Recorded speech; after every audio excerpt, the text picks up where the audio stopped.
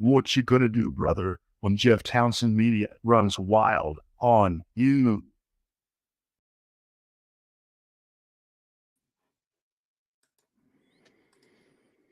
All right, guys. Can you hear me? Yeah. Yeah. Man, another night. It's an amazing feeling to do this. I mean, this is my favorite. I mean, I do a lot of recording, obviously. This is my favorite, I guess is what I'm trying to say. It's a lot of fun. Yeah, it is. So we are. I was spooked by your intro thing there just now. I wasn't counting on that. I've mastered the art of the intro a little bit more, so I've shortened it. Nice. Hopefully that's more listener friendly. Okay, yeah, we're live across 8 different platforms, profiles all across social media. Literally everywhere, I believe. I think did I forget to click Twitch? I don't know if I forgot to click Twitch or not. I hope not. Don't want to forget about our friends over at the Twitch Club. Oh yeah. But no, we're live all across social media for another episode of Your Scary Stories. We've got people filing in. Nice. Somebody said Luke is their favorite. Is he walking his cat again tonight? I walked him early, so it was a dog. It's not a cat, but I did walk him early. I'm everybody's favorite, though. I walk the cat. We are going to be taking turns sharing stories tonight. Scary stories, of course. Last week we kind of did like this format where we had one long story and we all took turns, different parts of reading it. Tonight we're going to return back to the normal format of just each sharing a story. So yeah, if there's something you prefer, if you like one more than the other, just let us know. And of course, wherever you're listening or watching, make sure you're commenting along on that platform and we'll interact with you in between our things or, whenever we can. So we definitely want to make sure that we reward those who are watching live. We had, I don't know, quite a bit of people. I think Twitter is the most, but that's just where I personally have the biggest following. But nevertheless, we are live everywhere. So if you're joining us, comment along. Wow. So where do I go with this, guys? We just worked on the website this week. We're Yeah. getting up and going. Yeah, we've got our past episodes, I believe, on there, and there's some links on there for different ways to contact us and get in touch with us as well. Including our Reddit and our Discord. We're up everywhere, guys. Look for your scary stories. Your scary stories. So I think I'm going to kick it off. I think that was the plan, right? I'm going to kick it off. Sounds good. Yep. Okay. So I'll start off with the first scary story tonight. This is called Fear Thy Roommate. Scary story. I'm excited to share this story with you guys tonight. Thank you for those who have submitted it either to us or around the internet. We definitely want to hear your scary stories, by the way. We want to really have true ones too. So if you could send us that on social media or our website, yourscarystories.com, that would be great. We want to hear it, guys. We really do. I'll go ahead and kick things off with the first story tonight. Yeah, like I said, it's called Fear Thy Roommate. I should probably get the creepy music going. Yeah, that's the mood. Yeah, You guys just make sure you're muted away and we'll be good.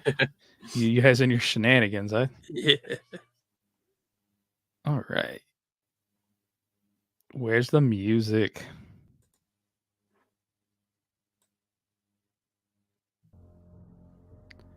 Loading. Gotta make sure I get the right volume too. Let me know how it sounds. Hear me? I have my sound over the volume. Is that okay? Loud, too quiet. What do you think? You're not quite coming through there. Your mic went a little bit wonky. What'd you say, Luke? Your mic was weird for a second there, but it sounds good now. Okay, I'm good now. Oh yeah. Let's roll with it then. All right, Fear Thy Roommate Scary Story.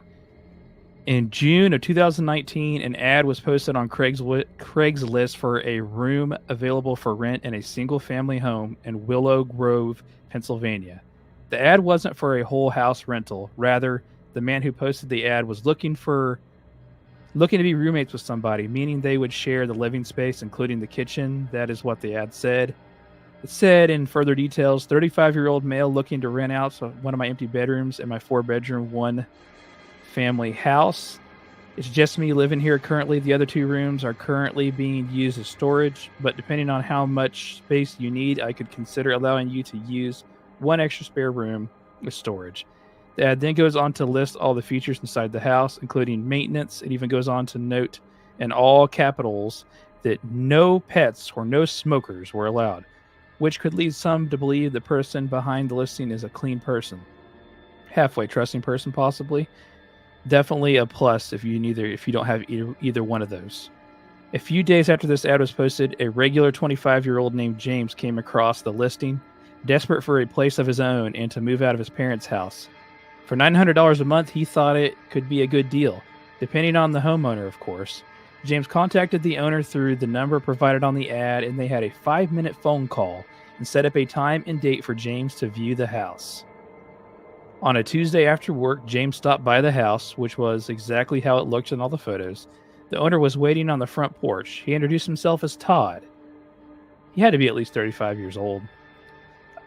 Probably closer to 40 when I really looked at him. But anyways, Todd gave James a walk around the house like you would if you were viewing any apartment or house for the first time.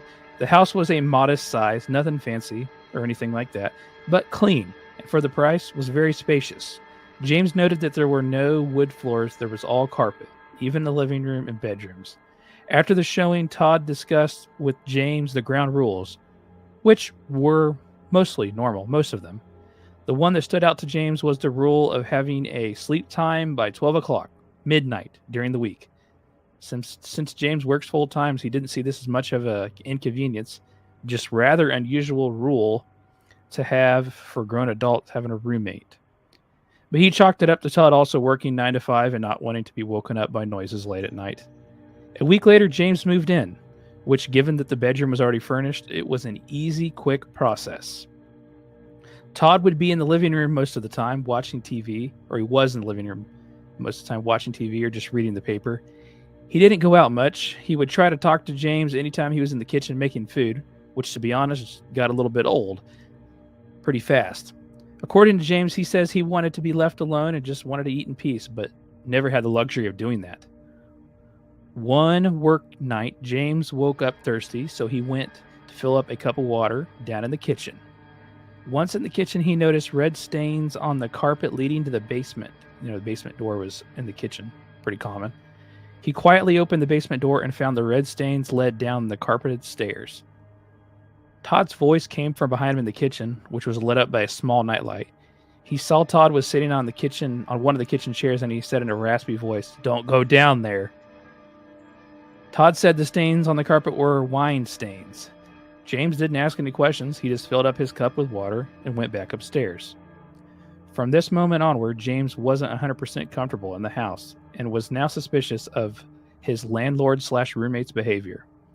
One day after work, Todd wasn't home, so James decided to take a look in his bedroom being Todd's bedroom, his landlord's. The door was locked, but it was easily unlockable with his fingernail, so that's what he did, entering the room. Once inside, James immediately found 2 of his shirts and, strangely, his Under Armour water bottle and a basket of clothes. James took his 3 belongings and left the room. When he left the room, he locked the door back with his fingernail. He planned on taking a personal day from work and evacuating the place early the next day without mentioning anything to Todd. After all, there was no lease or security deposit, so he could leave pretty easily. He did some packing that night, and he had a hard time sleeping because his mind was racing. At some point, while he was lying there awake trying to sleep, his door creaked open. It was past midnight when this happened. Since he was lying on his back, he simply opened his eyes to see Todd standing in the doorway. The dim light from the hallway nightlight was illuminating his face and body in an unsettling way. Possibly not even aware that James was awake or not. James wasn't sure if Todd was aware, but Todd stepped into the room slightly and said, "I know you went to my room. I told you, my room is off limits. For now on. Also, I don't want you going into the basement. If this happens again, there's going to be a big problem." He then got angry and slammed the door, and James heard him stomping back down the hallway to his room. He then slammed the door as well to his room once he got in there. James said that Todd sounded drunk, and he was saying this because he was slurring his words and his voice was raspier than usual. James started packing up the rest of his things first thing the next morning. He blocked Todd's phone number and temporarily moved back into his parents' house. A couple of days later, he received a voicemail from some random number that sounded all garbled. It was just a lot of breathing and weird mouth sounds on the other side of the phone. James said he's confident that the stains on the carpet weren't wine. They looked more like blood stains. Whether this Todd guy was hiding something or not will remain a mystery. Ooh. Yeah, I think it was a good move to get out of there. Run, son, run! That sounded like a really real story. Well, you've kind of you've dealt with you throughout life. You deal with like really confrontational people, so you can kind of get that feeling. What's going on with this guy stepping in your room and just kind of shouting or whatever, saying, "Don't go in my room." That is just. It's weird, but I think the creepy part is he went in his room and he found some of his stuff. Yeah, like why does he have my stuff in here? Like your water bottle and some of your shirts. So obviously he's going through your room. Yeah. He keeps basically threatening you not to go in his room. Then he adds the basement to it after he sees these red wine stains, according to the landlord roommate. I think the part of that story that makes it seem so real is the opening the door lock with the fingernail thing. Oh, yeah. My door lock does that. Like I can open it up with my fingernail from the outside on my bedroom door. So like, I don't have a key to it, but we lock it. But anyone could just go up to it, and click it with your fingernail, and turn it. Right. If you're just joining live right now, we just finished our first scary story of the night. It was a scary roommate story. Roommate from hell. You answer, and there's like over the internet, you see so many Craigslist stuff over the years. Obviously, Craigslist isn't relevant really anymore, but so many horror stories come from Craigslist, and this is another one. You want to move out. This guy wants to move out of his parents' house. He sees this ad online, right? He's like, "Hey, this is the perfect opportunity. It's cheap. The house is nice. there were some weird rules though, right? Like bedtimes and stuff, which isn't really typical. But I guess if you want to get out of your parents' house bad enough, you're going to go along with it. I don't know. Yeah, and I guess if you grew up with certain types of parents, you might be like, well, yeah, okay, this is normal, I guess. You got to have like a really strict structure in a household or something. And also, Craigslist is just one of those things where there was just so much, anonymous. There's so anonymity involved with it that. So yeah, there wasn't like any vetting really that went into posting any or doing anything on the platform. Yeah, and it involved a lot of meeting up in person too. So yeah, there were a lot of stories involving Craigslist that was a little suspicious. Somebody said online maybe Luke should get a better lock. His cat could break in, maybe. Yeah, well, my cat's supposed to protect me. No, it's a dog. Put yourself in the shoes of this person, Jack. How would you be feeling? Well, I would probably also want to leave right away if I saw my stuff in there. I guess it kind of depends on on the feeling of the person. Would I be confrontational with them right away? I think I would, feel that out.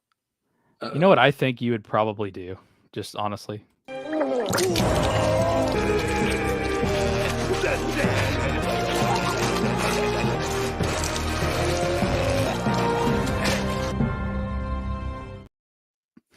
Well, I should have expected some kind of setup here.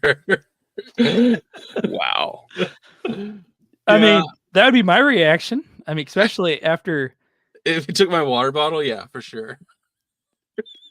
I don't think I'd take that back, honestly. I don't want the water bottle anymore, just to be completely honest. Oh, that was a good story. Yeah, definitely. I agree with Luke. Believable story. Definitely a very believable story. Well, I think we have Luke up next. Yeah. Let me cue up the background music here. I'm gonna get to it. You gotta give it a second too. It goes all. I think it goes all. Your mic goes all weird for a minute. So talk through it for a second. Yeah. This is actually kind of exciting because this is one of two stories by the same user that I got for this. So later we'll hear another one I'm kind of excited about too. Okay. Alrighty. So this is the Bald Man. And so it starts off. I work at a county jail.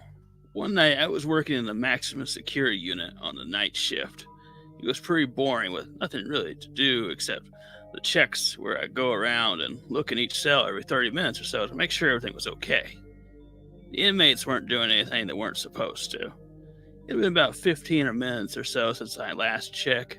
I was sitting in the control room reading a book to pass the time. The control room sits higher than floor level and looks out over the cell block. If a person of average height were to walk right by you, you'd only see the top of their head. As I'm reading my book, I see out of my peripheral the top of a bald head walk past the window. I knew that nobody else was in the area, as another officer would have to go through 2 sets of remote-controlled doors. There's no way past my control room. I looked up and into the cell block. I didn't see anyone. I then looked at the camera monitors, which showed every angle of the cell block. Still nothing. I put my book down and exited the control room, making sure to lock the door behind me in case an inmate got out of their cell. They couldn't lock me out of the control room. It's uncommon, but it is possible. I walked into the cell block, shining my flashlight in some of the more dimly lit areas. I took notice that I did not hear a cell door close, so if an inmate did get out of the cell, they would have either had to close their cell door incredibly quietly, or they were hiding somewhere. I radioed for another officer to respond to my location as backup. I began to conduct a check, make sure to count the inmates in each cell, and pull on the door to make sure it was locked. When I reached the upper tier, one of the inmates was standing at the cell window and asked me what time it was. I told him he knows that it was early on my check, and that he knows that I've been checking the doors.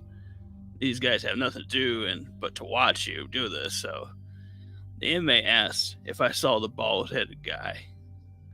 He must have seen the expression on my face because he said he was seen by somebody at least once a night, usually passing quickly by the cell windows. So they always knew it was him because there was no bald officers on the night shift. I went back to the control room and locked it behind me. I asked the officer who responded as my backup about the bald-headed guy. He was a very senior officer and said that he had never personally seen him, but it wasn't uncommon for people to report it. I never saw the bald-headed guy again. Eventually, I was promoted, and every once in a while, an officer or inmate will ask me about him.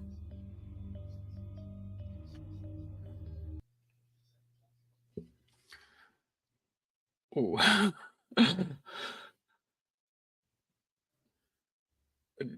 And Jeff's still muted there. I usually don't mute. I'm trying to get better about it. The prisons are scary, man. Yeah, they're scary without ghosts. They're scary without ghosts and other paranormal things. You throw that in, that's just terrifying. Yeah, there's something about like certain places you just immediately have something scary about it.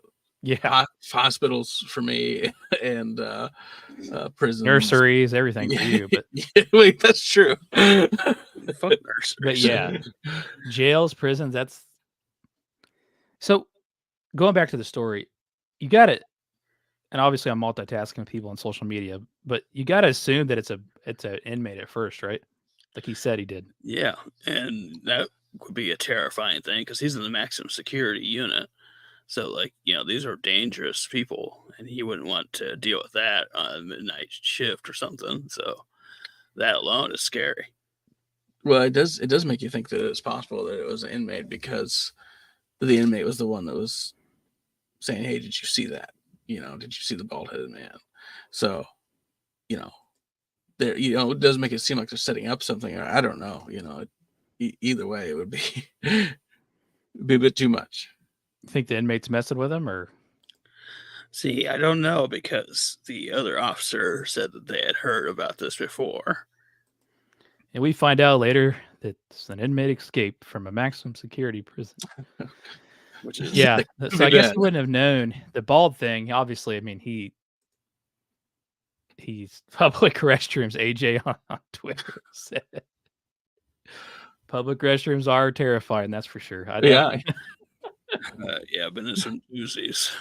Been to some doozies. I have a truck driver friend that talks about that. I can't imagine. Anyway, yeah, interesting, scary story. So, what made you? Like you said, this is a story I want to share today. Like there had to be something that drew you towards it. It was mostly the prison thing. I saw, I read this story, and then I found out he had another one, and I was like, two ghost stories from a prison from the same guy. I wanted to do them both because I thought this is great. Prison, like you say, prisons in general are just terrifying, and so I don't know, something odd. It's not like a jump scare kind of monster story. It's just like something slightly off about already a tense situation that makes the whole thing just feel creepy and kind of terrifying to me. I don't know. Somebody's asking if we've heard of the Ohio State Penitentiary. I guess that's like a really haunted place. Yeah, I've heard of it. I think that's like I've seen like ghost hunters go there in a bunch of different shows. Ghost Hunters or Ghost Adventures went there definitely at least once. Yeah. The person says they've been there. That's cool. So did he say any idea of like where he was located at all here? I'm sure he just kept it anonymous. He did keep that anonymous. He didn't list anyone's names, just in case, you don't want certain people, you don't want people's information getting out. So he didn't say where he was from. Sure called out us bald people going bald though, didn't he? Man. My forehead goes all the way back. All the way back. Just keeps going back. Never stops. Oh, wow. Delicious orange juice you got there? Yeah, it's orange juice. Just for the AI out there on social media trying to get me for doing something on a live. It is orange juice. Just orange juice. So everybody knows. That's the truth. So do I have the next story? Yes, you do. I have the next story. Okay, yeah, because Jack didn't do much this week. That's fine though. I'm just kidding. Let's cue the music back up and do this.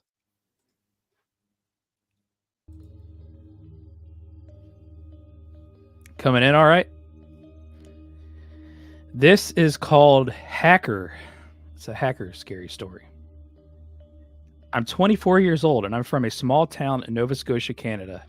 I keep my social circle very small, just a few friends and my coworkers. Really, I mention that as a point in saying that I don't really know anyone who would be out to get me in any way.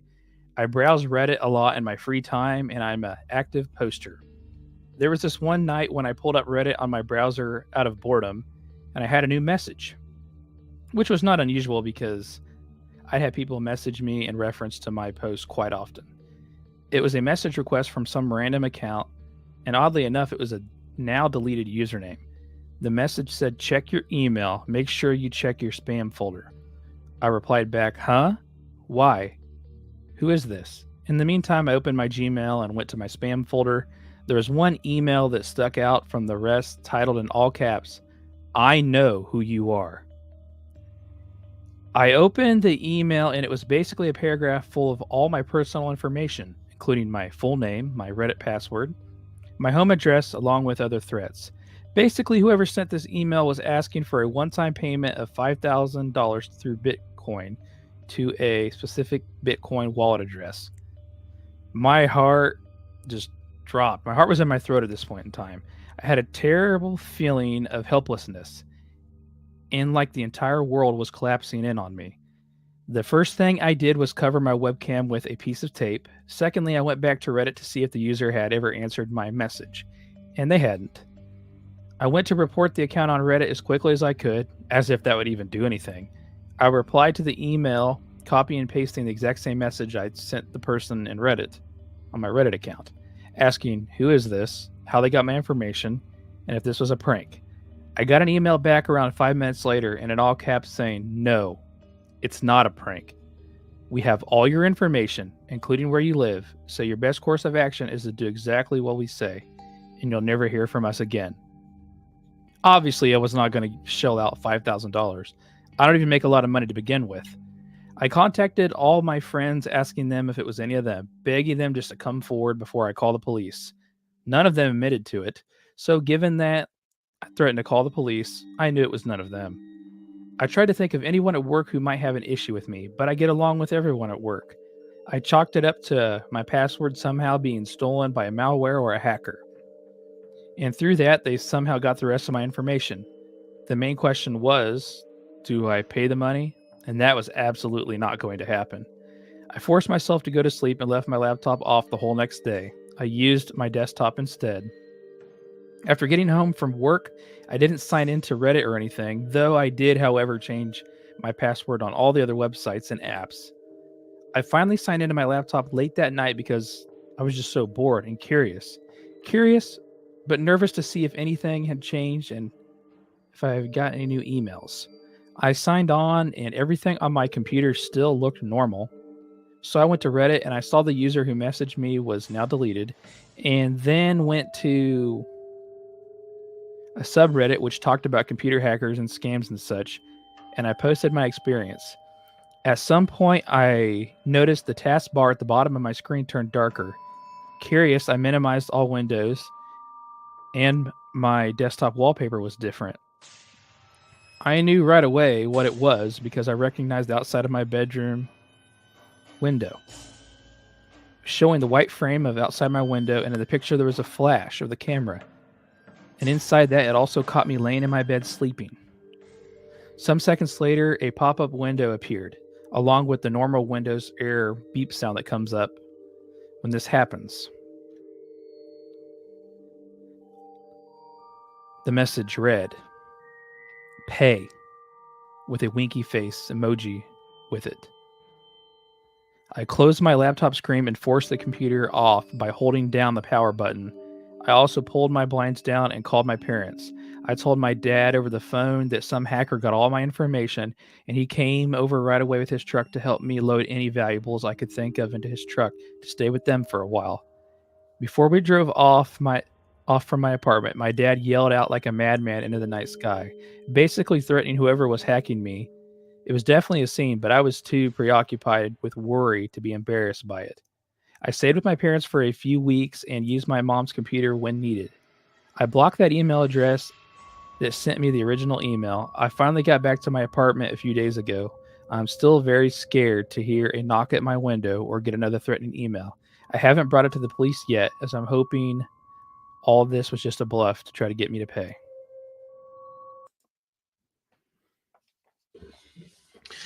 Yeah, so that's rough. You definitely want to take cybersecurity very seriously because like there's just a lot of crazy people out there. I was actually watching a video today on how easy it is to get everybody's information. This guy went, showed how you just go to like a coffee shop, set up like $100 piece of equipment, and every person who logs in onto the Wi-Fi there, you get their passwords, you get their emails, and then from there you can escalate and grab more stuff, like getting a secure shell onto their computer and start messing with stuff like changing the wallpaper. Totally doable with a little tiny bit of training that you can find completely free on the internet. Yeah, but they went to his house. I mean, yeah, that's a bit much, but that's a whole other level of, just. Yeah, and like another thing about like that kind of stuff is you definitely do want to go to the police about that, and there's really not a whole lot you can do by yourself, in that situation, and it's definitely a good idea to get out of that area because if they're taking pictures of you, laying in your bed sleeping, that's in the window, that's just Can you imagine seeing that? Like you just open up your wallpaper on your desktop is you in your bed sleeping. Yeah, that's stuff. Clearly, as someone who knew where he lived, and I would say, in addition to like going to the police, I would say definitely like, there's really no reason to pay these people because they're crazy. They're doing crazy things, and you're not going to get any kind of peace from that. You think it was someone he knew, possibly? That could be. I think so. That could be. It's me, Austin! Oh, son of a bitch! What? It's me, Austin! It was me all along, Austin! I think it's possible something like that happened. So I actually said, son of a bitch. I do wonder. I mean, it's possible. Like what he doesn't say though is if he has like a computer savvy friend, right? Like that'd be the first person you'd think of. Yeah. But how far do you take it? I don't know. I think the Bitcoin thing for me almost makes it seem more legitimate because you do see so many of these Bitcoin scams happening. Yeah, I know. It's such an easy way to hide transactions of money. There's a thing called like a crypto funnel or crypto vortex, and you put Bitcoin into it and you pull different Bitcoin out. It's online, obviously, but this is a way of hiding where it's going and just totally launders the money in seconds. I personally haven't had this happen to me yet. I don't know if you guys have had any issues with this, but not to this extent, obviously. But the thought of that it could easily happen. It's pretty terrifying. I haven't had something specifically with Bitcoin. I mean, I've had my identity stolen years and years ago, and that was a whole process of dealing with that. Obviously, this is far more intense and far more extreme, but it's not a great feeling. No. I can't even imagine. So yeah, if you're listening live, there's several people out there on different platforms listening live. We appreciate it. Of course, this is Your Scary Stories, the podcast, the show where we share your scary stories. Just got done with a good story about a hacker. Definitely happens. I don't remember the statistics off the top of my head, but you hear it all the time, how common it is. And this person definitely had a terrifying one. So it's Nova Scotia lives in a cool sounding place. Nova Scotia. Yeah. Yeah. You have next, Jack. Are you next? No, go look. You have anything else? Sorry. I was gonna say it's very common, but a thing that's very interesting about it is a lot of people feel like they are ashamed that they get their identity stolen, and that's like the number one thing that hackers rely on is that you are too ashamed to tell people or to tell authorities. It's absolutely the wrong thing to do. You must tell people. You must let them know.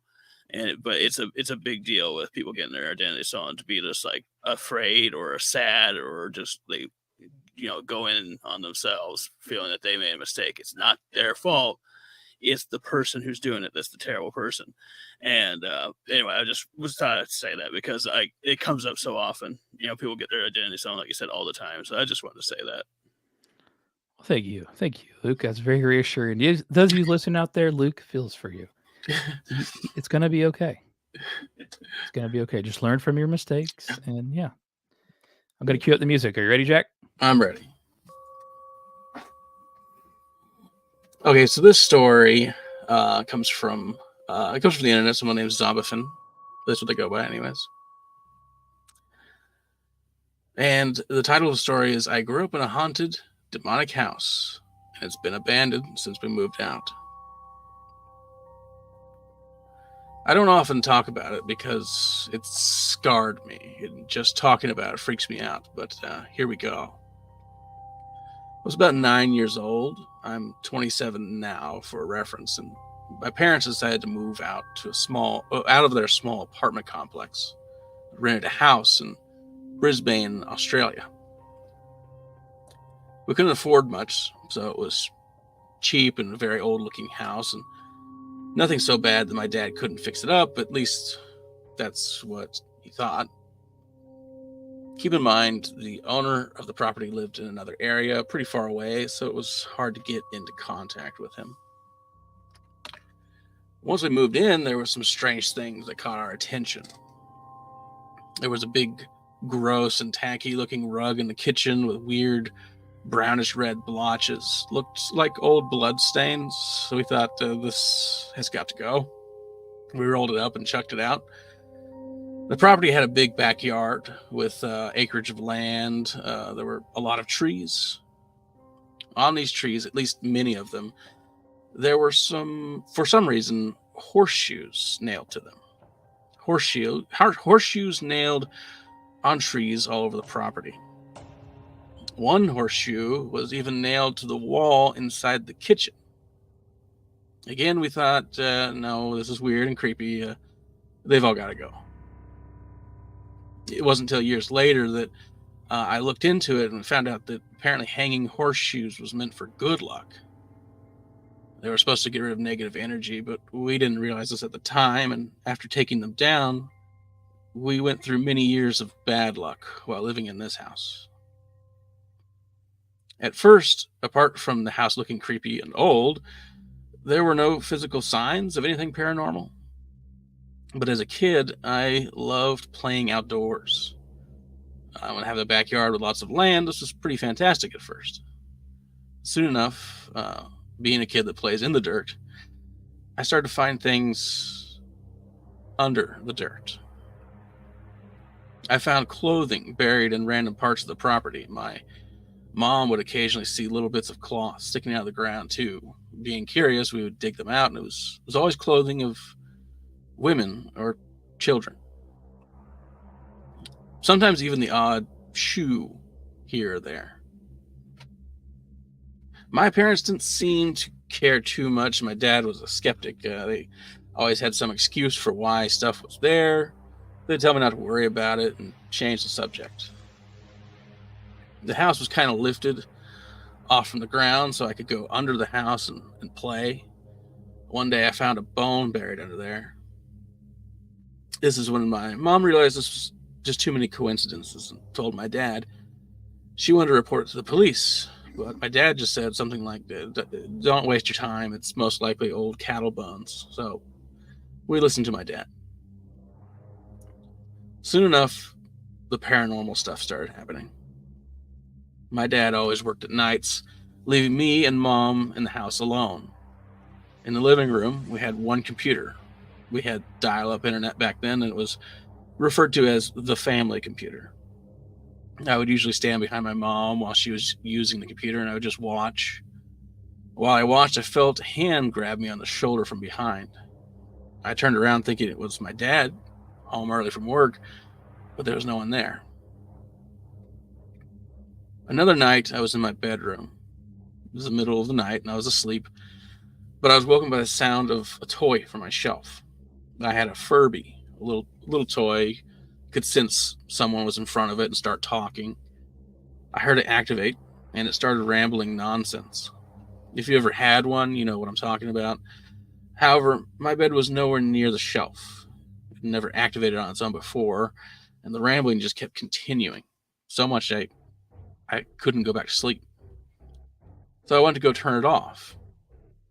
I walked over to the Furby and pick it up. It had stopped. Now I checked the switch on the bottom. It was already set to off. Eventually, I started having nightmares. The same nightmare every single night. It was always so vivid and real. The dream was of me tied up with rope on an old bed with springs and no mattress. It was my bedroom, though the room was different looking. No light bulbs or electricity. A single bedside table with this like old-timey candle on a plate. It almost seemed like from a different time period. I would try to yank free from the ropes, kicking and trying to get out. I would wake up in a sweat and have 3 red marks on my stomachs, almost like 3 scratch marks. And note, I've looked into this. Scratch marks often mean demonic possession. It was mentally exhausting. I couldn't handle being in my room anymore. I was maybe around 10 years old at this point, and I was too scared to talk about it to my parents. I didn't tell them exactly what was going on. I just kept insisting on sleeping in their room. I don't have any memory of this, but my parents have since told me when I did this, I would often sit up in the middle of the night, point at the window, and start screaming, saying things like, "Don't let them in," and "Shut the windows." The windows were already closed, but my mom would get freaked out about this. Dad would just say something like, "He's just having a bad dream, go back to sleep." Over time, my mom would start hearing walking on the floorboards in the middle of the night while Dad was at work, but nobody was in the house. The ceiling fan would turn on by itself, even when the switch on the wall was off. Strange things like this would happen. Eventually, things began to wrap up, and the bad luck turned into a living nightmare for a time. Our family started to grow.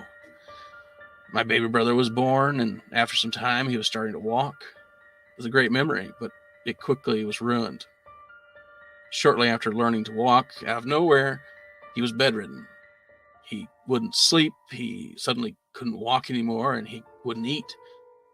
He had to be taken to the hospital, and the doctors weren't sure what was wrong with him. They did tests, and one doctor even suggested he was faking it. They did x-rays and couldn't find anything wrong. I think my parents weren't satisfied with that answer. How or why would a little child fake something like whatever was wrong with them? We took him to another doctor, and they found a rare cyst on his spine. They had never seen it before, only heard about it in textbooks, and it was close to bursting. It could have paralyzed him for life. After months of being in the hospital, we were finally getting back to a normal life, as normal as you can have in a house with these strange events occurring. We decided to install a chicken coop, raise some chickens. With the size of our backyard, it felt like a good use for it. However, it seems this house had other plans. We always locked up the coop before night, but we woke up one morning to see the door wide open. All the chickens were gone. We had 10 of them. We found them shortly after discovering the door was open, at least part of them. All the chickens had their heads hacked off, no bodies found, just the heads all laid out neatly in a straight line in our yard. That seemed to have been the final straw. My dad was the one to call the police. No suspects were found, and despite struggling for money, we finally moved out of that house. The nightmares have stopped. It's been over 10 years since we moved out, and the house was never rented out again.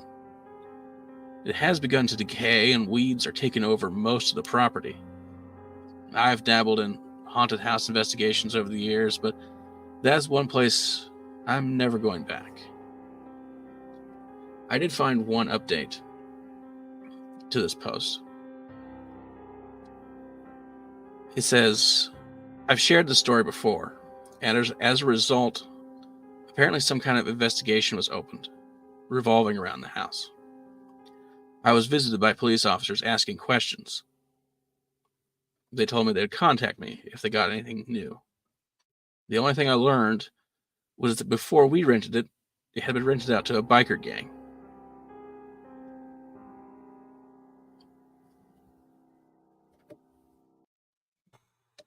That is crazy. Yeah. Wow. That is really crazy. Why didn't they just hang that horseshoe back up? Man.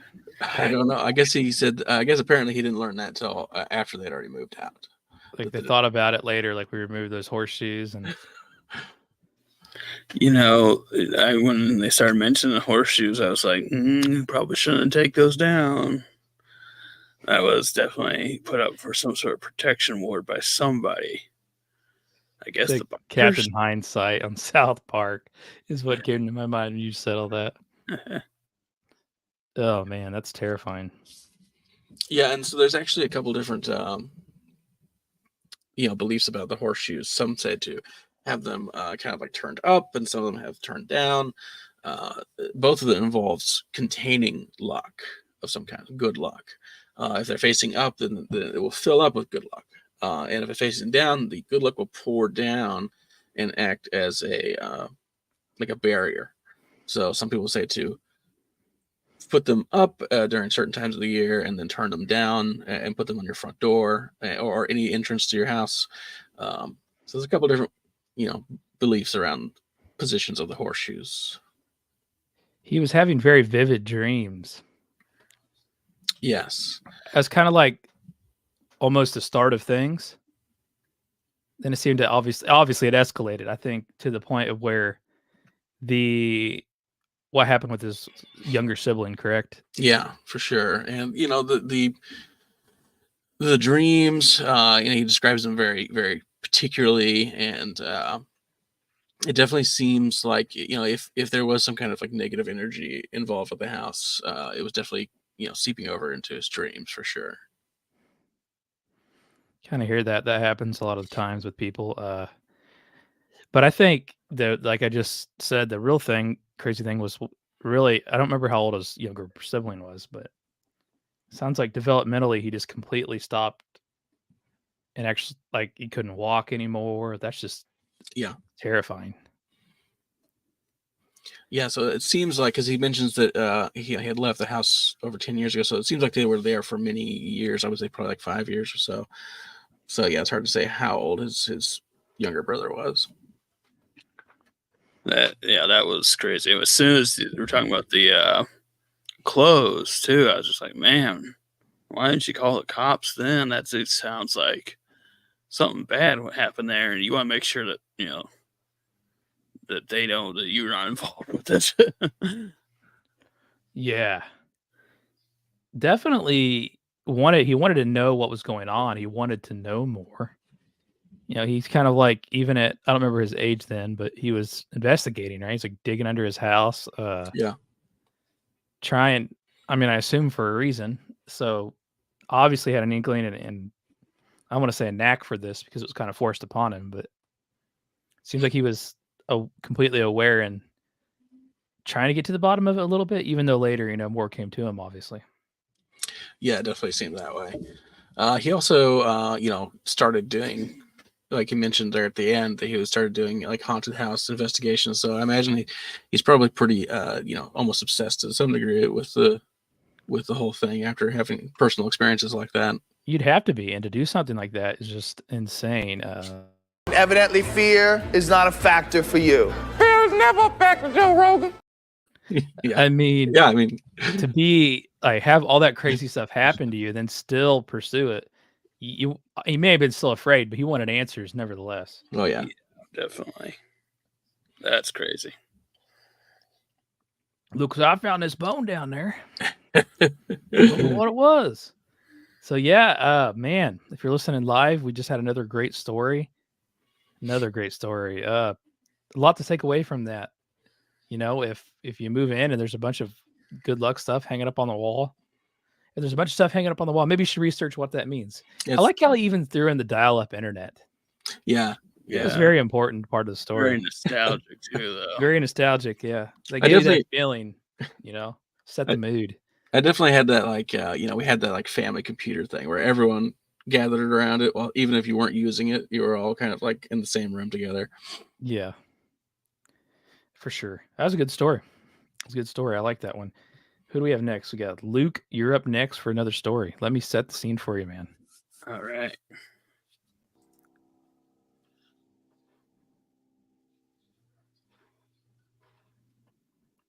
Can you hear it? No. Oh, there it is. Alrighty. This is the second story by the user that wrote the other jailhouse one. I didn't mention his name. It's the Coyote Kid on Reddit. All right. So this is at the county jail again. One night, it was around 3:30 a.m. to 4 a.m. I was called to come to a cell block to relieve the officer for a short time. He had a phone call in the office or something. When I got to the cell block, he says thanks, and he should be back before it's time to do a check, and leaves. So all the cells in this unit faced the desk and a small window so the inmates could look out. I sit at the desk and twiddle my thumbs for a few minutes when I heard a tapping sound coming from one of the cells. Looked around to see where the tapping was coming from, and I hear it again, and then I hear a voice say, 17 house. I look over at cell 17 in the corner. I see an inmate standing in the window, tapping on his wrist, asking what time it is. I held up the number of fingers, and he nodded before stepping back into the dark. A few more minutes went by, and the officer still had not come back. I looked at his log, and I realized he was due for a check. I stood up and began going around the cell block, looking to the cell door windows to make sure all the inmates were safe and nothing was out of the ordinary. When I got to the cell 17, the one with the inmate who asked me for the time, I shined my light into the cell, and it was empty.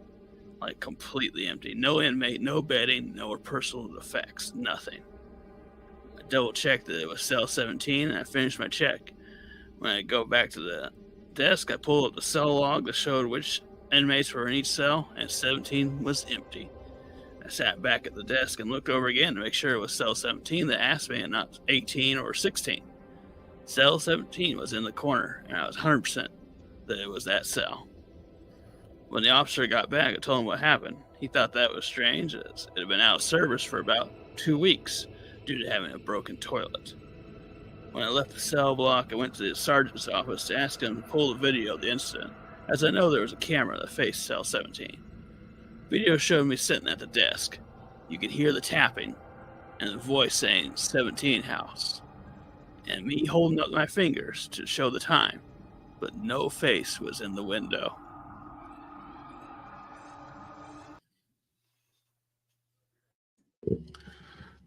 Oh, I really don't like the prisons. Yeah. Yeah, the dang dog barking the whole time, so you probably saw me yelling at it. I'm surprised you can't hear. Can you hear? I can't hear right now. I'm in a soundproof area, and that dog still has such a. Anyway, just to let me know if you hear it in a minute. But yeah, prisons are nothing to mess with. Yeah. This guy is in like a hot spot. Paranormal activity at his job. Yeah, it seems like it. He's had a couple encounters already, and I like the details in this story. The checking of the cells, it's consistent between the two stories, which adds a lot of credence to it seems like it's real. And then talking about working the night shift, the different the way the positioning of the cells in that particular second room when he was at that one, and how they were slightly different than the other maximum security unit. I just felt like if this is a fake, this is a very good fake. This is someone who definitely works at the jail, and I think but I think these are actually real true stories, and if so, they're kind of unnerving. He muted himself. He muted himself. I do that just so I know that Jack might say something. At least you click it. Jack and I just hit the damn microphone. I realize that when I'm editing. Like, Jack is always beating up his mic. I am, yeah. Anyway, I think like if it happens all the time, right, in a bunch of different scenarios, so the likelihood of it being one individual doing it to him would probably be pretty low. But who knows? It sounds like some pretty elaborate prank if that was the case. Right. Yeah. At some point, they would have probably figured that out, I would think. So this guy probably has a bunch of more stories, I assume. I believe he does have a couple more. So I'll it's definitely obviously, look into them later. I'm curious if his coworkers are experiencing some of the same thing, you know? Well, yeah, they also saw the bald-headed man that was, not captured on camera, and This then time something was captured, though. You're right. Yeah, they heard the voice and everything and the tapping, and he was responding. So it's very clear that he could see what he was looking at and looking in that direction. So Yeah, that's a good story. I like that one. I just think I wouldn't want to work in that environment. Kudos to people that do. It can't be easy. No, I wouldn't want to work that without ghosts.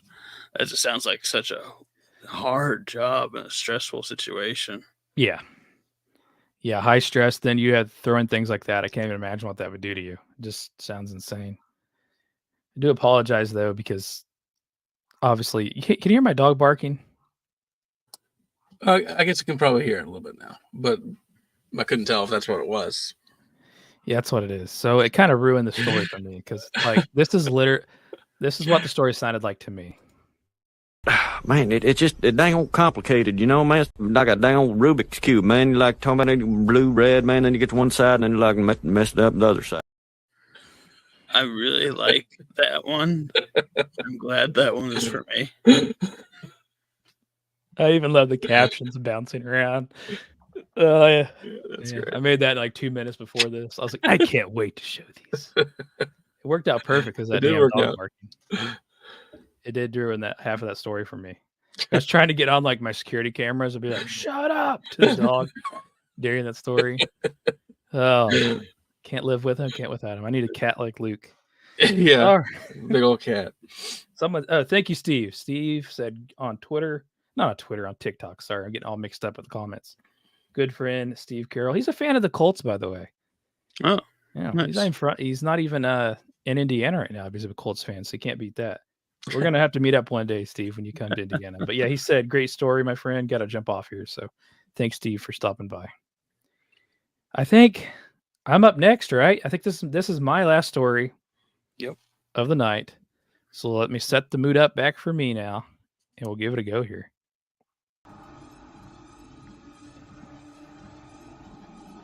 This I have titled Pizza Delivery Scary Story. And I was excited to share this after Luke shared his pizza place scary stories. Is that 2 weeks ago now? I can't even remember.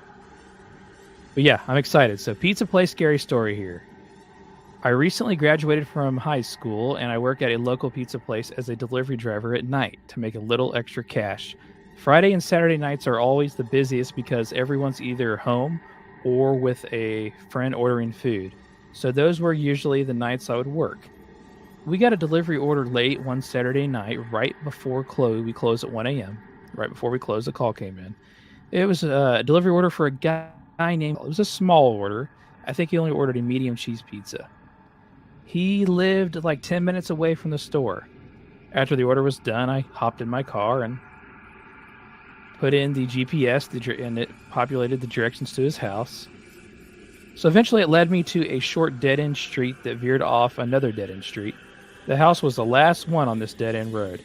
It sat right next to the line of trees that ran along the side and another side ran along the side of a highway. It's pretty much dead at this hour. Given how late of the hour it was, I didn't want to ring the doorbell, so I sat in my car and called this Kyle guy's number. It rang once, then went to voicemail, so I hung up. Then I got a text from him telling me to come up to the door. So I did. I got to the big wooden front porch of the house and the front door opened. A bald guy opened the door. He didn't look very old. He looked like in his 30s, yet his head was completely bald. Maybe he was sick or just thought this looked good on him, so I won't judge. However, his breath was disgusting. He seemed to be quite drunk. Something was a little off. The payment was made through a credit or debit card, so usually there is no need to wait around for money. However, this Kyle guy asked me to come in, put the pizza on the kitchen table while he went down to the basement and got the money for the tip. Said he left his wallet down in the basement. I don't object to money, so I waited in his kitchen. The room was only lit up by a small light, so it was pretty dim in there. The house smelled disgusting. Disgusting as hell, to be honest. I don't know what the smell was. Kyle was taking an awfully long time down there in the basement, fetching this tip that he talked about. So while the guy was gone, I figured I'd start to wander around a bit. I stepped into the living room, which was adjacent to the kitchen. The TV was on, and I noticed the back door. I could see through the room that the back sliding glass door was half open. Maybe he was airing out whatever that god-awful smell was. I walked to the back door expecting to get a quick breath of fresh air, but the smell only got worse. Then finally, I stepped outside to the back deck. I heard flies. The sound of swarming flies right by the door.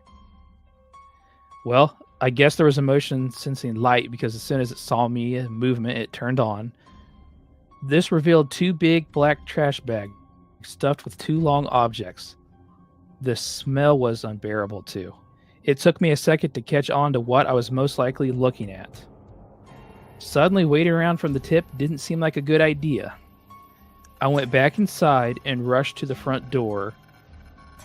And as I'm doing so, nearly there, I heard and saw Kyle emerge from the basement calling to me, waving a few singles in his hand.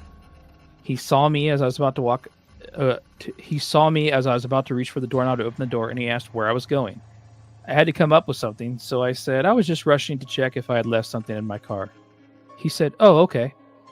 As he came over to me and handed me the bills, he then turned to the back door, sliding glass door to the porch, where the light was still on. He then looked back at me with his gummy smile now disappearing. He asked me in a firm voice, "Did you go to the backyard?" I told him no. He just stared at me, not saying anything. I didn't care so much some more, so I opened the door and let myself out. But not without him trying to grab me by my shoulder as I got onto the first step. I yanked his hand off my shoulder and ran to my car. I saw him run back inside with the front door still open. I turned my car on and I sat and watched his front door, curious to see if he'd come back out. And he did. He came back out running full speed towards my car with a big metal rod in his hand. I sped away from the house, ready to call the police and report him as soon as I got a little bit away. I called when I got down the block, making sure to leave him no time to dispose of those potential dead bodies. I waited down the block and saw the police cars pull up literally within 2 minutes. I watched the whole thing. Come to find out, in fact, Kyle, if that's his real name, had already started moving the bags, which did contain dead bodies. He was trying to move them into the bushes in his backyard. Everything about this guy was off, from leaving the back door open to reveal dead bodies to a pizza delivery boy. The man was definitely deranged, but he also wasn't the smartest man around. Ooh. Fuck. What? You think it takes some nerve to go wandering around somebody's house, though, right? Like, I've delivered pizzas back in my day. Yeah. I was young, in high school. I don't remember just thinking, "Oh, this person will be right back. I'm going to go wander around." Now, you don't do that specifically so you don't encounter anything like that. Yeah, I mean, I've heard people, they take a delivery and they get invited in. It's always an awkward thing, and then when you're in there, I've heard people they do wander around. They kind of like just check out the place, and well, that makes you think twice. For sure. I don't know if I would go in someone's house if even if they like, "Oh no, come on in." I don't know. I guess I would just be like, no. Have you read online stories? Well, back in my day, I sound like one of those people. There wasn't like as many cards when I was in high school delivering pizzas, right? Like debit, credit cards. So really it was like cash based. Yeah. But I imagine that majority of the time it's probably cards now, but you might have that every once in a while where somebody wants to give you a few dollars cash. And you understand why like he waits around for it to me, it's weird that the guy's got to go to the basement to get the money, but he said he left his wallet down there, so I guess that's one thing. But when you start piecing things together, like I smelled this freaking god awful smell of something. You got to wonder, like, how long would you stick it out before you got out of there? Some point you gotta decide this isn't worth it. I don't know what the tip's gonna be, but I don't need it. It's not going to be enough, right? I mean, golly. No. It was like a medium pizza. Is that what it said it was? So, yeah, at most it's gonna be a couple bucks. So, someone said, "What if they lured you in by saying, come look at these cool retro video games, Jack?" Wrestling Soap Opera said that. Dang it. Maybe. Okay, yeah, I would probably go in. They must have found you. See, there goes back to that hacker story. It's not that hard to find. How did you know? Oh, wait, maybe it's the... Sure, I don't know. Yeah, probably. But yeah, that's great. Man, I don't know. So for me, just because I've done a lot of delivering back in the day, there were a couple weird people do have you come in. That is a real thing.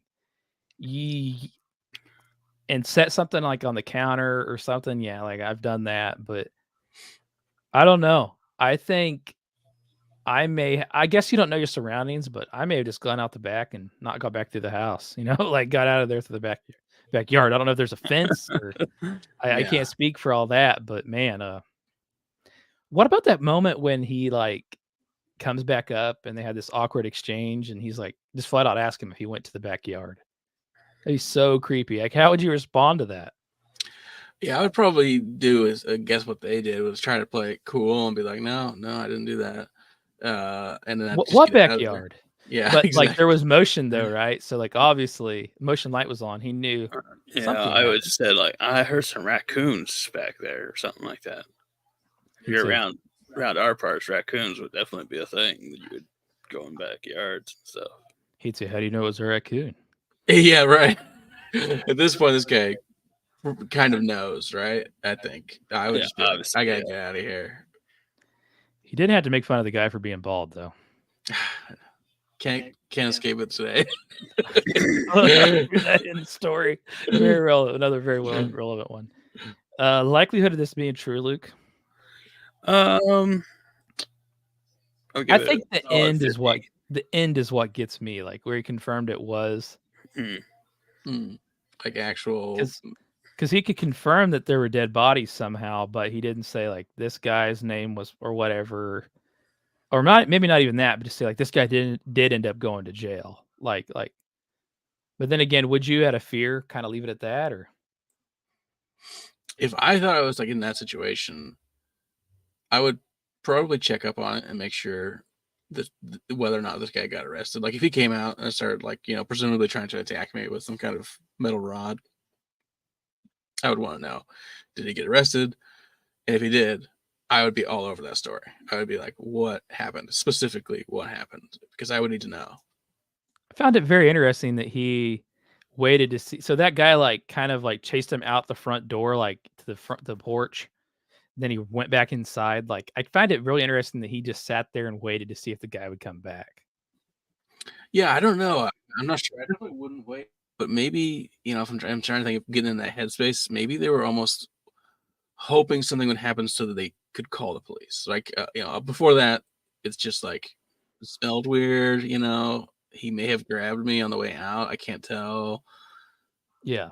If he comes back out, I'm calling the cops, If someone comes at you with a metal pipe or something, then you have grounds to call the cops. And yeah, that makes sense, actually.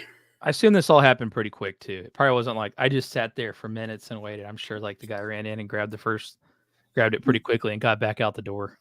Yeah, probably like a total of like 45 seconds. Yeah. Well, Luke, you have the last story tonight. Then we'll go into our vote for the scariest story of the night. Then Jack will share a personal experience. So Luke, I'll cue you up and let you get to the last story here. All right. The name of this story is Camp Babylon. I was a sergeant in the U.S. Army and getting out from the military when President Bush ordered more troops into Iraq in 2003. I had just returned home to Austin, Texas when I was summoned into my local National Guard unit at Camp Mabry It told I was being recalled to the Army, but the unit was already tasked out to deploy to Iraq was already out. I was not part of the unit yet, so the commander offered me a waiver to deploy with a government contractor, Halliburton, Houston. I knew that I would make more money as a contractor, so I took the offer. Not long after arriving in Kuwait, Camp Doha, I began working with the operations team overseeing logistics affairs. We would oversee the daily convoy of supplies between Kuwait and Baghdad, a route riddled with IED incidents, small arms skirmishes, and almost constant breakdowns of Army and civilian vehicles. Because I was a saw gunner in the 1st Infantry Division while in active duty, and was technically still in the Guard, I was often in the convoys manning a mounted weapon that accompanied the mostly civilian convoys. During these runs, we had a few strange encounters in an area south of Baghdad, known then as Camp Babylon, occupied by French troops, but then designated an archaeological site for obvious reasons. Camp Babylon was set up in an area that was said to originally be inhabited by the famous Tower of Babel. Indeed, there are ruins here that did look like a massive structure once stood at that spot. I had 2 strange incidents happen to me while passing through there. The first incident seems a bit benign, but sets the mood for the second. We were passing through Camp Babylon in the afternoon one day when our convoy took small arms fire. The standard operating procedure at the time was to stop the convoy and return fire. This was because in the past, such incidents ended up being a lone gunman attempting to scare the convoy into running into IEDs on the road. Because of this, our orders changed to stop the convoy, dismount, return fire. While engineers looked for explosive devices on the road, we scanned the horizon for enemies. Nothing. They most likely fled immediately. However, the ruins around Camp Babylon were alive with shadow figures. They seemed to move about the area. Several times we would spot the figures, but they would immediately disappear. The contractor, lying beside me with his weapon, commented, "How odd that we are in the shadow of Babel and fighting the supernatural." I didn't respond, but knew he was a Mason, high up one at that. He was really into the arcane aspects of Babylon.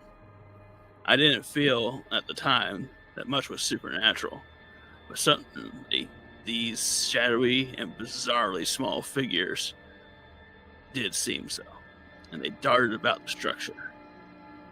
Once the road was deemed clear, we continued on to Baghdad. The second incident occurred about a month later. At this point, the weather in southern Iraq and Kuwait had turned quite cold at night. During this encounter, we had just completed the supply run to Baghdad and were returning back to Camp Doha in Kuwait when a vehicle in our convoy broke down. Once again, we found ourselves right at Camp Babylon. While the Army mechanics took a look at the vehicle and the rest of us took up fighting positions around the area, strange things began to occur. It started with a strange light bobbing in the desert. Thinking it was a person with a flashlight, we used night vision goggles to watch and check it out. It was simply a glowing ball of light moving toward a set of ruins. After the initial contact with the light, a few of us had moved forward away from the convoy to see what the source was.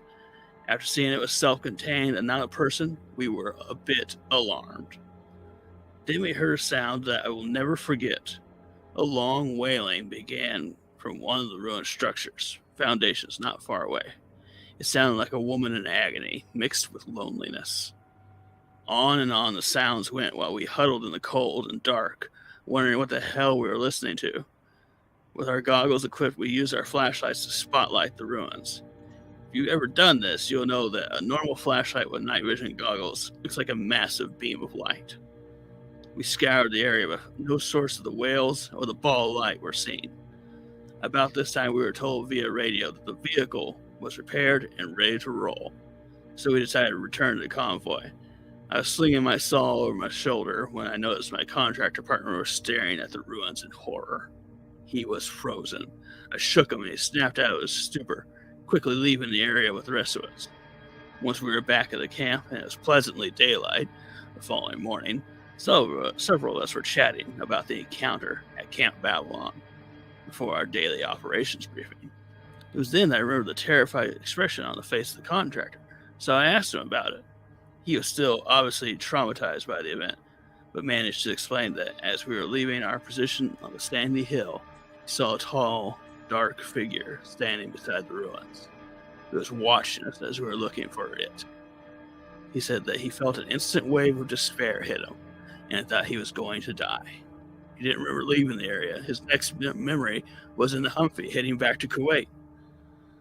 I now write nonfiction books about haunted places for Lewin Publishing, and have visited hundreds of reputedly haunted spots. But I'll never forget the wailing figure at the ruins of Babel. It's also worth noting that when I related this story to some of our Pakistani employees at Camp Doha and Camp Arfan, they were quite horrified. One of them, a translator we called Artie, said we had encountered a jinn, or a damned spirit, and we were lucky to be alive to tell the tale.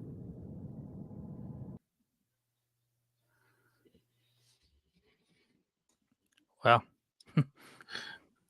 That's intense. Yeah, It was war's so very intense. scary. Then you have that.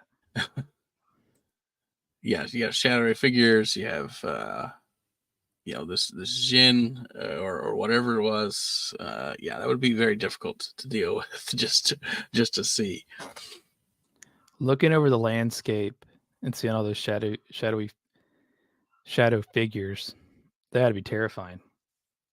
Yeah, I think what makes it even worse is he described them as being very small, like almost like a childlike size, darting between the structures. Yeah, that's terrifying. I'm sure that like stuff like this happens all the time, but a lot of people just don't come forward with it in war. Seems like it would like, if these things are true, it would be like it's definitely something that would manifest these sort of things. You know what I mean?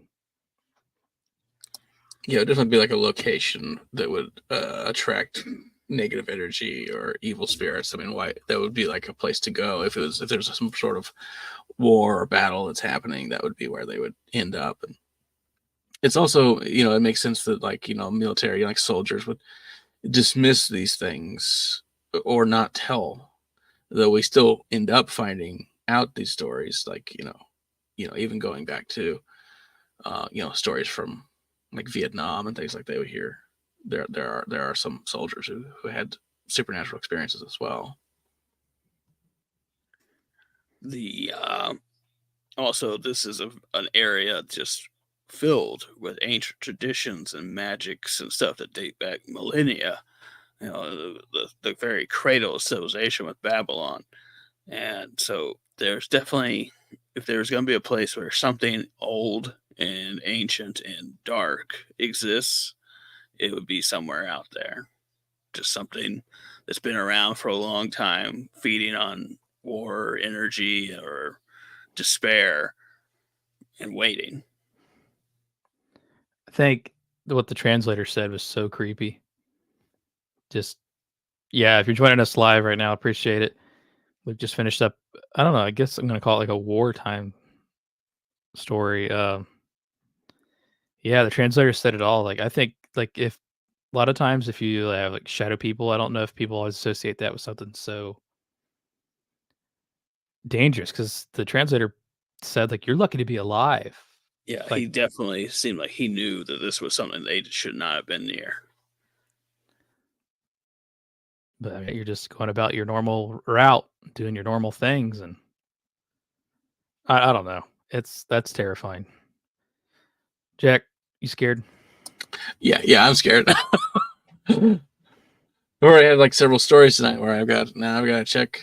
I'll check all the locks. We gotta get new locks from Every week he gets new locks. This is getting expensive. That was a neat story, and I think it's also it's cool to hear like people that are do the service, and it's not like, it's cool in a sense that like it's not just to a certain person, right? Like this is such a universal thing. These things happen, and just the experience happened to so many different people too. Definitely a believable story. Absolutely. the fact that he mentions that he now writes books about hauntings and stuff like that. I need to track down his books. Actually, I believe he linked it in one of the comments, so I'm going to check that out at some point. What was his name again? You don't know? He didn't give his real name in the Reddit post. I What's imagine it's on the book. So once I look that up, finally, I'll. Yeah, unless he's like a ghostwriter. I didn't mean to. I really didn't mean to do that. Wow, a neat story. Well, I think we're at the point in night now where we'll take just a quick break. We'll play a clip, and while the clip is playing, we'll come back and try to. I guess I don't want to say debate, but we'll discuss what the scariest story in our opinion of the night was. You saw the dog, didn't you? What dog? The black dog. You mean like the Led Zeppelin song? No, Cruz knows what I'm talking about, don't you? I've heard truckers talk about it on the yard. They say it comes when you've been on the road too long and pushing too hard. When you get greedy. They say it comes to take everything away from you. And it did. I was hauling a load up from Atlanta on my 6th straight Georgia run. It was my daughter's birthday, and I thought I could make it home in time. I was on this long, dark stretch of I-75 with nothing to look at but the white line when I saw it. He was in the middle of the road, coming straight at me with his teeth bared and red eyes staring. So I swerved to miss him.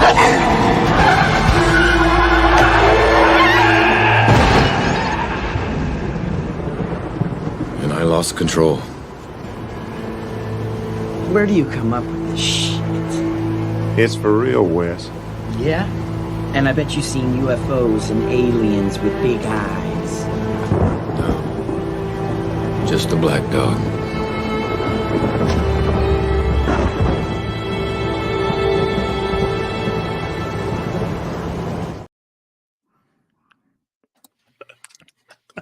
A great clip from a great movie. It is.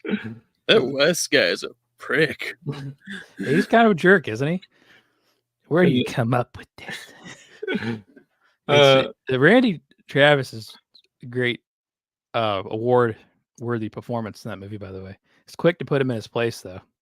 He knows what I'm talking about. Yeah, he's real, Wes. What's his name? He said Jack. What's his name? Jack. What did you say it was? Gosh, it's the most amazing name ever. Like Jack Cruz or Cruz. Yeah. That's the best name ever. Great movie.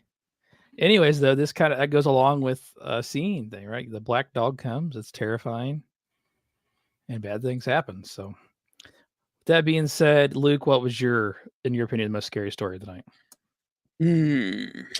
I gotta say that first one with you said with the roommate, and like when he came into his room in the middle of the night after he went into his other room to found that water bottle and stuff in there and the possible blood stains.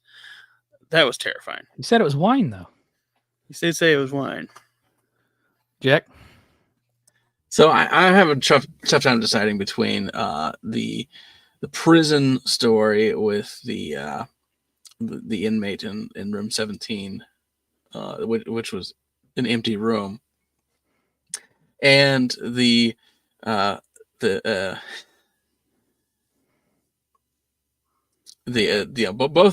prison stories were pretty rough to kind of like visualize and just kind of like deal with because they were just seeing things and you're constant you're absolutely certain you can see it. That's something that really affects me for sure. Yeah, I mean, it's hard for me to get past that first story too because I felt like it was just so simple yet real. I don't know if that makes sense what I'm saying. Yeah. So I think that's it. But both, I like that last story too, though. I think it was just terrifying because these guys are already in like a really bad mental space just from the effects of war. Then you're experiencing stuff like that. I guess people would say, did that cause that? Like a hallucination or, yeah. I mean, nevertheless, it wouldn't be any less terrifying. I mean, it wouldn't matter. Yeah, definitely. There was there was another story that I had heard out of Iraq. I need to track it down because I heard this story like several years back, but it also involved some sort of shadow creature. But it like came into their camp and was talking to them. I'll have to track that one down again because to get the whole story and everything. But when I read it, I was like, holy crap. And then I read this one. I was like, oh, that's like that one I read like 6-7 years ago. So, yeah, it's crazy. Oddly enough, Jack, this is strange. We have people asking for a story from you from your real life experience. And before we, which is weird, because before we went on the air here, Jack said he was going to finish the episode off tonight by talking about a story from his real life experience. So the people are asking for it, dude. I mean, you can't fight that. That's your cue. Okay, so this story is actually, I don't know how familiar you are with reoccurring dreams. Okay. Because you get used to them. They're the same. They're the exact same. The first time they happen, they're very jarring. They're very, it's usually, at least for me, it's usually some kind of nightmare. So some people have reoccurring dream where it's just like a regular dream, but for me, it's usually a nightmare. And it started when I was really, really young. So I was playing outside with like toys or something like that. And I was on the front porch and it would be like a gust of wind. It would get a chill. I would look up and everyone was gone. I grew up with 10 or 12 people in the same house easily. So this was very unusual to be completely alone. Except there was one person staring at me at the edge of the front yard. He would always be wearing like a robes, maybe like monkish robes, like kind of like drab kind of color, a rope like sash around his waist, and he had like a hood, but it was pulled back. He's a very short, kind of stocky man, and he would just stare directly at me. I immediately would get this feeling that I should leave. I would stand up and I'd keep my eyes on him. I'd walk into the house, close the door, look out the window, and he would still be staring. Usually I would wake up at around that point. It was, very difficult to process when I was a little kid, but, it's a dream. But then I started having the dream again and again. It actually got to the point that I would know I'm in a dream. And I was so used to this. I was almost expecting it. And it would never change. I would feel the gust of wind. It was usually about the gust of wind where I would realize, okay, I'm in a dream. I know what's going to happen next. I look up, everyone's gone. I see this man standing at the edge of the yard. I would keep my eyes on him, and I would walk into the house and close the door, look out the window, almost like this will wake me up now. I will look out the window, I'll see him, the dream will end. And I had this for several years, to the point that it was normal. It didn't affect me anymore.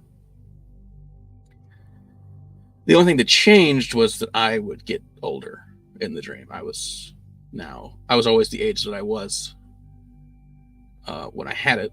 So maybe starting at like 10 and then 11 and 12. Eventually we moved to a new house that didn't have a yard. And he would stand at the edge of the driveway. There was the gravel driveway. And I was maybe not playing with toys anymore. I was just maybe standing outside or something like that. Even though it didn't scare me, I guess I always woke up with like a chill, like a spine tingling chill. You feel it on the back of your neck. You can feel it on your arms, like goosebumps. And nothing would change, except for one day I stare at him and he takes one single step forward. I was terrified. In the dream, I was terrified. I recognized this was a dream, but this is something that's not supposed to happen. At this point, something was different, and it shouldn't have happened.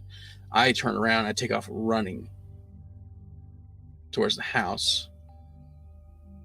Again, I slam the door. I look out the window, and he's not there. I wasn't watching him when I was walking towards the house. I always step away, keeping my eyes on him until I get in. This time I turned around and ran. I don't know where he is. This became the normal dream for a while. And this one always unsettled me. I never got used to this one. A few years go by. Again, I keep having it to the point that I think, I guess this is just my life now. I'm going to have this dream over and over again. You always wake up after a nightmare. It's like, okay, you feel around, you make sure you're fine. This doesn't really happen. But you still can't shake that feeling for a while. And that was annoying to some degree because, couldn't get a good night's sleep whenever I would have this dream. And it kind of escalated a little bit. He would take more than one step at a time or multiple steps. Eventually he wasn't running, it was just a constant walk towards me. And I could never keep track of him because I tried to run as fast as I could to get back in the house because at the very least I could wake up. Well, I had the dream one more time, I think maybe in my 20s. And I make it back to the house. I spin around, shut the door, and I look through the window of the door, and there he is, face almost pressed against the glass.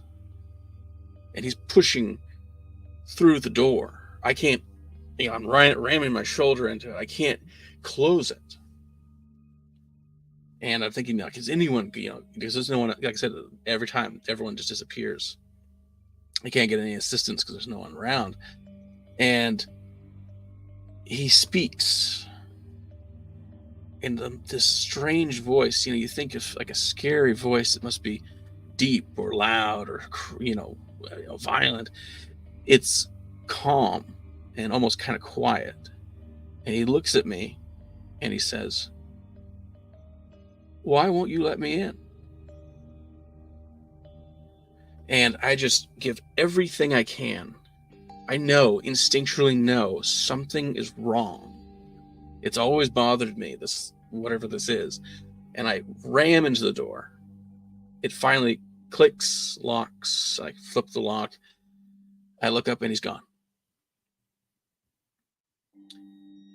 I have not had that dream since.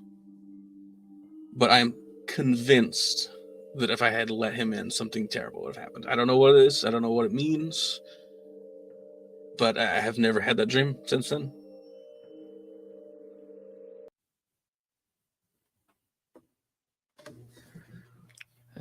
It's terrifying. That's unsettling. I've heard of these and it's funny you said that because now I'm thinking of a reoccurring dream I'd have. Not quite that. Okay, pretty scary, but not to that level. I used to have this dream that, and sometimes a friend or two would be with me, and sometimes just me. I would be in this big concrete place, just concrete everywhere, and this figure would be chasing me. He'd never be actually chasing me. He'd be walking, and no matter how fast I ran, whenever I turned around, he would be there. And the weird part about those dreams were sometimes I would wake up, fall back asleep, and it would pick back up right where it was.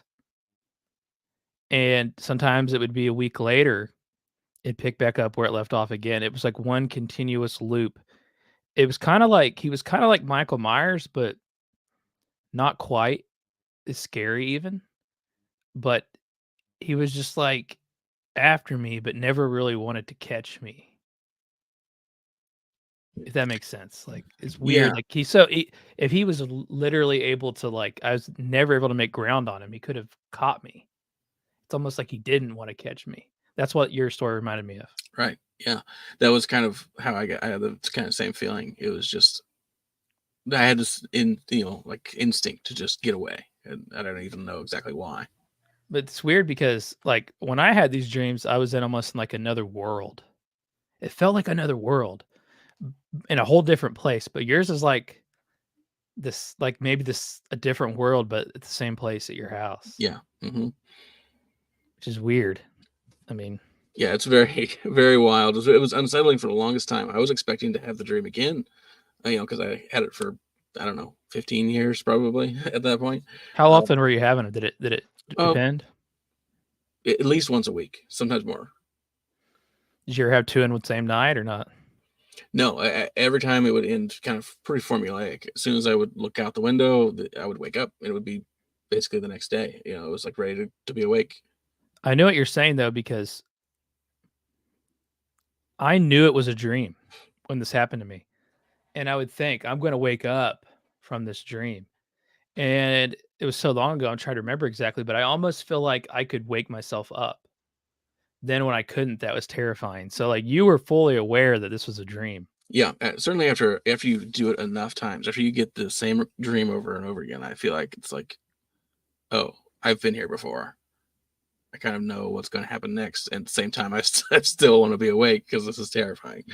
Did this guy in your dream look like anybody or anything you'd seen before? No, I meant to describe his face. It was very big, like wide, like almost I also want to say cartoonishly wide, but like to the point that it would take up the entire window. Not like it wasn't like a big window. This was just like a door. So I would say maybe like twice the size of my head or so. So it was just like a very big face, and there was something off-putting about it. It was almost like a, I did mention a cartoony kind of look, because it was almost like as if someone was drawing a face that was trying to make a really ugly looking face. That was kind of like the way I describe it. Wrestling Soap Opera is asking, whenever you woke up, did you actually ever go check out the window in real life? I did, but like I said, I grew up with when I was younger, it was like 12 to 15 people. So there was like a pretty good sense of security, I guess I could say. I had to kind of like climb over other people who were asleep to go look out the front door. As I got older, there was like the Home Alone movie. Yeah, it was kind of like that. It's a good question, though. I like that question. Yeah. Someone else asked, how deep of a pitch was the voice? No, it was like really soft. It was almost like like you said, calm. Yeah, calm. It was like soft. How big was the person? So a lot of people were being asked for a better description of the person. Right. So I actually do remember this person. Most of the time, I would say like right at 5 foot, maybe a little bit less, even like very kind of on the shorter scale. I definitely got the feeling that this person was an adult. However, when it came to the door, I was actually more shocked that they were able to be at the window, like at my height. Did he look different then than ever before? Or did he always look the same? He always looked the same. I never got quite that good of a view of his face before that point, because he was always at the end of the driveway or at the end of the yard or something like that. But this was like face to face. Like it was just like the only thing separating us was the glass. And well, yeah, like I said, it was terrifying. It was terrifying at the time. And how did he stand? Oh, normal. I mean, I guess you would say just kind of relaxed. I guess I would say relaxed would be the best way to put it. His shoulders were down. It was almost like he was just passively watching me, and staring directly at me. Obviously, I was the only one around in the dream. And then when he was walking towards me, it was very clearly, I mean, you can kind of like look at my eyes. That's kind of like he was just kind of looking directly at me like that. Did you ever tell anybody? I think I did. But it's like most of the time with a dream, it's like you tell someone a dream, and it's almost never quite as interesting as it is to yourself, I guess. And also it never seemed to resolve, and so I didn't really know what to say about it other than there was a guy that was watching me. And as it sort of started to escalate over the years, I was so used to it that I felt like this was just for me. I don't know what it means, but it's just for me. And after it was completely over, I was like, I had to really go back and really analyze everything that happened. It was like, wow, this was, yeah, I don't know how to describe it other than this is just like a dream of a guy who was, I guess, trying to get into the house all along, I guess. And I don't know what it means, but I'm glad I was able to close the door. Someone else is asking, did you ever think about doing something different in the dream? What would happen? Actually, I was always scared of doing something different. That was the one thing I was like, if I do something different, what is he going to do? I know that if I get in the house, I'll close the door and then I can wake up. That was always my number one priority. When things started changing, I did try something else. I did try to, I don't know, run to a different door. There was the front door and a back door of the house. I would try to figure out do I need to do something different to make him go back to not walking onto the yard? And you're in that moment of in a dream space where things sometimes make sense and sometimes they don't make sense. And so you just kind of try to make a decision. So good questions. When did you know that the dream had started? Was there a transition from another dream? How long into the dream did it take you to realize before you were in this scenario?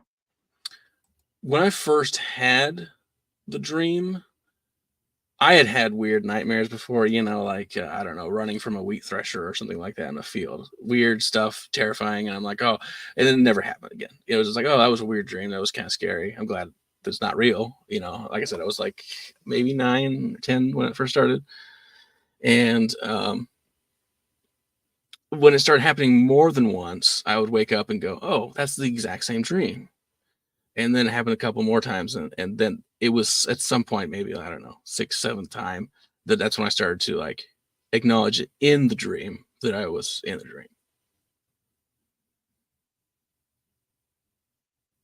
Haven't had any more questions pop up. Luke, what do you think? This is the first time I've heard this dream, which is odd. This is definitely the first time I've heard this dream, which is very odd because normally, Jack would tell me stuff like this. But then again, I kept the ghost from him, so. Interesting turn of events. Yeah, I've had recurring dreams before that were, you guys both described a similar kind of thing, like a person coming at you or something like that. Mine were never like that, but I did have a recurring nightmare of this creature that would always kill someone in my family. And I would wake up realizing I failed again to stop it from happening. And after a while, I kind of got a sense that I could control the dream. So I would try to stop it the next time. Always failed every time. It was probably about 7 or 8 years I would have the same type of dream. The same creature. I actually needed to maybe use something like some sort of AI art assistant or something to draw it at some point, because I could tell you what it was. Well, I could break it down after thinking about it for a few minutes, but it was always something horrible, something I'd never seen before in any movie or, and it was the same thing. But yeah, this, to me, that seems a little more silly than Jack's and yours did, because something about those two dreams seems unsettling, like something else that shouldn't be here was there. Well, I mean, looking back at it, you're always like, what would have happened if I would have approached this being or whatever it was? In my case, it was a man that had the mask, and I never really know I can't even describe what the person looked like, if that makes sense. It's like he was always just far enough away, but never close, but always never not far away. I mean, I don't know how else to describe it, but man, yeah, people are saying when you release this video on YouTube, you need to create a thumbnail with your best vision of this man that you saw in your dream. Okay, yeah, I could send I can send you some images of that because I've seen some drawings since then. So you've looked into this some more. Yeah, I have. Well, yeah, I have, and I'm like, oh, this face, this is almost exactly like that character from the dream. And I guess so. I'm trying to think of when this was that I had last had the dream. Maybe it was in my 20s, so like 7 or 8 years ago, probably. It was when the last time I had this dream. So it's so crazy that he would go to your different houses too. Yes, everything was like I was suddenly, because we had like 3 different places we lived at, maybe 3 or 4, and I was always in wherever I was currently at. Been another interesting recording, been another cool episode here that we've laid out. Yeah, I don't know. Makes you think about your dreams. How much do they really mean? Like a lot of people are really into like what your dreams mean, and I never really have been. But thinking about this, it's like you have to dream something for a reason, right? Like it's obviously you're always dreaming when you're and go into like any sleep cycle at all. You just don't remember it. But it makes you wonder like how you generate these thoughts about these dreams that you do remember. Some of them are happy, some of them are sad, some of them are scary. But it makes you wonder like what elevates your brain to like generate that. Yeah, that definitely the question of like, why did I dream that? Sometimes even just asking that sometimes gets me a little bit like, I don't know. I don't have the answer for that. And so it kind of creeps me out a little bit. Yeah, it's a creepy thing. I need like a pick me up. I'm gonna have to play the black dog here one more time, short version. You saw the dog, didn't you? The black dog. I've heard truckers talk about it on the yard. They say it comes to take everything away from you. And it did. I don't know why that killed me. That short version. Oh, I do actually. I actually saw a black dog type thing one time. We're walking here. No, I'm a sick guy. We were no. This was years and years ago. We were out late, moving some restaurant equipment. We were out very late. It was around 4 or 5 in the morning at this point. I think at that point it's just very early. Yeah. I was sitting in the back of a truck. We had been driving down the highway for a while, and I look out, and by back of the truck, I mean like pickup bed, and I was back there with some of the equipment, and I look off to the side, and it's not a dog, but I see a shadow person running alongside the car. And we take a turn, it's gone. But that was a really, you could probably chalk it up to the fact that I was running on fumes, and I actually had to get up for work in like 3 hours. So when we got back home, I almost slept like a couple hours after that. But yeah, I was pretty burnt out, and we had moved this equipment all night long, and then I see this thing running beside the truck. I was actually in the truck with you. I remember you tapped my shoulder and said, "Look at this," and that's right when we made that turn. And I don't know, I saw some shadow. I couldn't quite make it out, but I was like, "All right, we gotta get home." I'm exhausted. We have to get home. I don't know what's going on, but I don't want to be outside right now.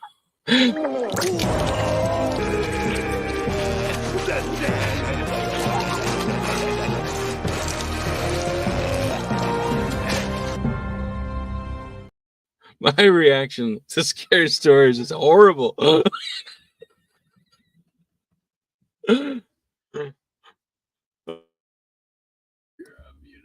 Oh, we've been recording way too long. I'm getting really slap happy at this point in time myself.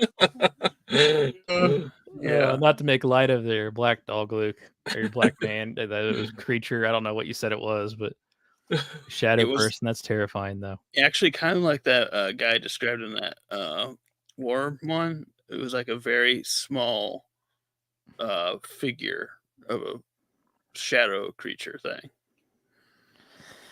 Well, I think, guys, that puts a wrap on this episode of Your Scary Stories. Of course, joining us live, thank you very much. new clips up on the YouTube at my YouTube page, Podcast Father Jeff Townsend has all the Jeff Townsend media stuff up there. We're just going with that for now. I already have a little bit of a following. Interesting story, real quick, and we'll leave on this note. So I was with GoDaddy customer support the other day, and I had a whole mess I had to get help fixing. But the person on there said, "By the way, I really want to check out this show." So I was like, oh, okay, well, yeah, here in a few days, check for my YouTube page. Like, watch your YouTube, and I sent it to him. So yeah, everybody's loving the scary stories. I certainly am myself, and I hope people, get involved, engage with us. The live experience is obviously awesome. Send your scary stories over. We'll share them and keep going along for this ride with us. What do you guys think? Oh, it's always fun. It's the funnest thing of the week, really. Yeah, I always look forward to it. And yeah, definitely. If anybody's got a story of any kind, it doesn't have to be long or it can be long or short. Would love to read it for sure. Well, go to yourscarystories.com to learn more, and I'm going to go ahead and segue us out of this. Until next time, keep being you and keep being great.